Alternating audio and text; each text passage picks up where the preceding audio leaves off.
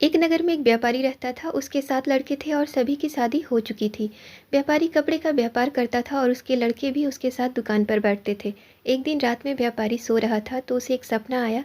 सपने में उसे एक आदमी दिखा जो उसे कहता है, तुम्हारे घर में बहुत सुख है, तुम्हारे घर में पैसा भी बहुत है, पर मैं तुम्हारे घर आने वाला हूँ जिससे तुम्हारे घर में धीरे धीरे पैसा खत्म हो जाएगा और लड़ाई झगड़े शुरू हो जाएंगे।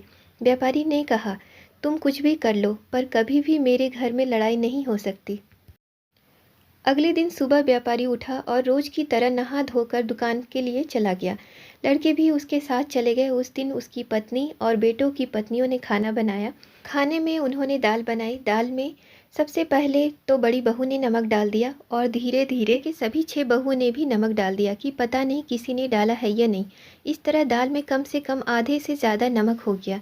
जब शाम को व्यापारी और उसके बेटे वापस आए और खाना खाने के लिए बैठे थे, दाल में बहुत ज़्यादा नमक था। पर सबसे पहले व्यापारी खाना खाकर उठ गया और उसके बेटों ने पूछा कि पिताजी ने खाना खा लिया। तो उसकी माँ ने कहा, अब तुम सब भी खाना खा लो। बेटों ने सोचा, जब पिताजी ने कुछ नहीं कहा और ज़्यादा नमक वाली दाल खा लिया और कुछ भी नहीं कहा तो हम क्यों कहें। धीरे धीरे सभी ने ज़्यादा दाल वाली नमक खा ली और किसी ने कुछ नहीं कहा। यह सब घर में लड़ाई झगड़ा कराने के लिए ही कराया गया था। दूसरी रात व्यापारी को फिर से वही सपना आता है। वही आदमी दिखाई देता है जो उससे देखकर मुस्कुरा रहा होता है और व्यापारी सपने से जाग जाता है। इस बार व्यापारी थोड़ा परेशान हो जाता है पर किसी से कुछ नहीं कहता और नहा धोकर दुकान चला जाता है। शाम को वापस आकर खाना खाकर सोने चला जाता है पर उसे नींद नहीं आती। वह सोचता है, आज पूरा दिन गुजर गया पर कुछ नहीं हुआ। यह सोच रहा होता है कि बड़ा बेटा अपने पिता को जागता देख उससे जागने का कारण पूछने ही सोचता है। तभी दूसरा भाई बड़ा भाई को जागता देख इस तरह तीसरा और सभी भाई जाग जाते हैं और सभी पिता के पास जाकर उससे जागने का कारण पूछने जाते हैं। तभी कुछ लोगों के चलने की आहट आती है।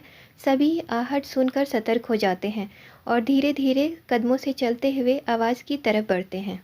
गेट की तरफ 3-4 लोग दिखाई देते हैं जो चोरी की नीयत से आते हैं। सभी भाई मिलकर उन चोरों को पकड़कर पुलिस के हवाले कर देते हैं।